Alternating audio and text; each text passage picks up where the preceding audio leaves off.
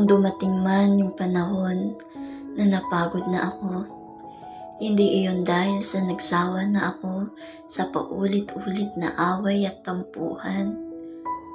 Kung dumating man yung araw na napagod na ako, hindi iyon dahil sa sakit o bigat na nararamdaman ko.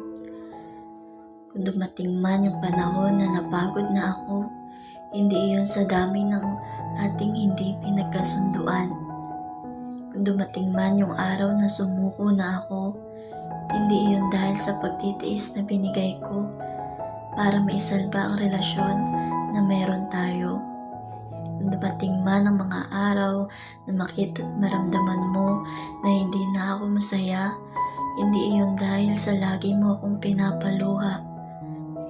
Kung dumating man ang panahon na wala na akong pakiramdam at hindi na nag-aalala, hindi iyon dahil sa hindi ka marunong makinig at umunawa.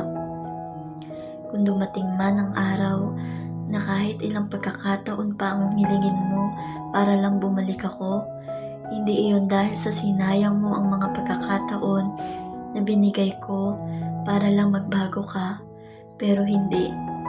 Kung dumating man yung panahon na magsisi ka at magpagtanto lahat ng mga ginawa mo, hindi iyon dahil sa naging makasarili ka.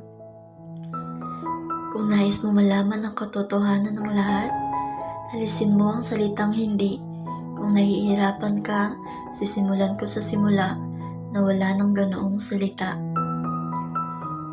Kung dumating man yung panahon na napagod na ako, iyon ay dahil sa nagsawa na ako sa paulit-ulit na away at tampuhan. Kung dumating man yung araw na napagod na ako, iyon ay dahil sa sakit o bigat na nararamdaman ko. Kung dumating man yung panahon na napagod na ako, iyon ay dahil sa dami ng ating hindi pinagkasunduan. Kung dumating man yung araw na sumuko na ako, iyon ay dahil sa pagtitiis na binigay ko para maisalba ang relasyon na meron tayo.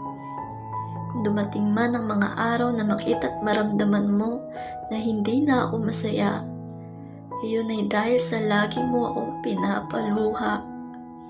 Kung dumating man ang panahon na wala na akong pakiramdam at hindi na nag-aalala, iyon ay dahil sa hindi ka marunong makinig at umunawa.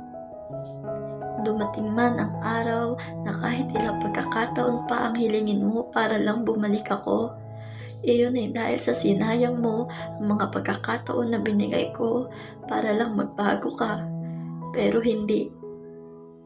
Kung dumating man ang panahon na magsisi ka at mapagtanto lahat ng mga ginawa mo, iyon ay dahil sa naging makasarili ka.